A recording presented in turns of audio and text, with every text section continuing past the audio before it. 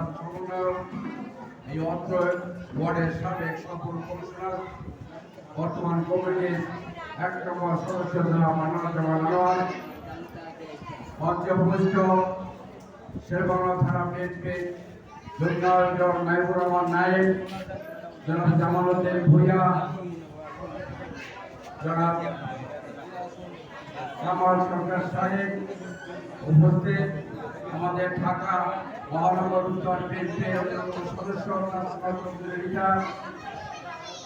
আমাদের উপস্থিত ঢাকা মহানগর উত্তরের শেরবাংলা থানার কমিটির অন্যতম সদস্য জনাব মাহবুব কালাম আজাদ, জনাব ফরিদুদ্দিন ফরিদ, আমাদের মধ্যে উপস্থিত আমাদের এই ওয়ার্ডের সম্মানিত সভাপতি জনাব নূর আব্দুল, উপস্থিত এই ২৭ নম্বর ওয়ার্ডের সম্মানিত সাধারণ সম্পাদক জনাব মঞ্জুর কবির কামাল, উপস্থিত আমাদের শিক্ষক থানা বিএনপি নেতা জনাব আনোয়ার সহ বিভিন্ন পর্যায়ের নেতৃবৃন্দ, উপস্থিত ভাই বোনেরা, আসসালামু আলাইকুম।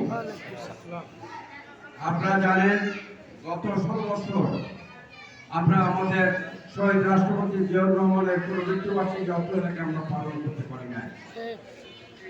এর আগে কিন্তু আমাদের এই শাহাদাত বার্ষিকীতে আমাদের দলের প্রধান, আমাদের মা দেশনেত্রী বেগম খালেদা জিয়া কিন্তু প্রত্যেকটা অনুষ্ঠানে আমাদের অংশগ্রহণ করেছেন। আজকে সে অসুস্থ, যার জন্য কিন্তু সে কোথাও যেতে পারতেছে না। আপনারা সবাই তার জন্য আমাদের মায়ের জন্য দেশনেত্রী বেগম খালেদা জিয়াকে দোয়া করছেন। আপনারা জানেন আজকের পত্রিকা এসেছে যে আমাদের প্রধান অন্তর্বর্তী সরকারের প্রধান ডক্টর ইউনূস সাহেব বলেছেন যে বাংলাদেশে এতগুলো দল, কিন্তু শুধু একটা দলই নাকি আপনার ডিসেম্বর নির্বাচন চায়। কিন্তু আপনারা জানেন ইতিমধ্যে ১২ দল বলেন, গণ অধিকার পরিষদ বলেন, এই সকল অনেকেই কিন্তু তাদের একটাই দাবি যে আমরা ডিসেম্বরের মধ্যে নির্বাচন চাই। আপনারা জানেন এর আগে যখন তত্ত্বাবধায়ক সরকার ছিল, সরকার পদত্যাগ করার পরে সেই তত্ত্বাবধায়ক সরকার কিন্তু ৩ মাসের মধ্যে সুন্দরভাবে একটা নির্বাচন আমাদের বসিয়েছে। আমরা জানি না এই সরকার প্রায় ৯ মাস করতে চললো, সংস্কারের নাম করে এখনো নির্বাচনের রোডম্যাপ তারা ঘোষণা করতেছেন না।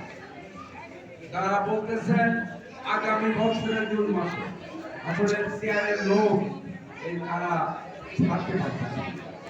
তবে আমরাও বলে দিতে চাই, গত ১৬-১৭ বছর ধরে আমাদের বিএনপি রাজপথে ছিল, আমাদের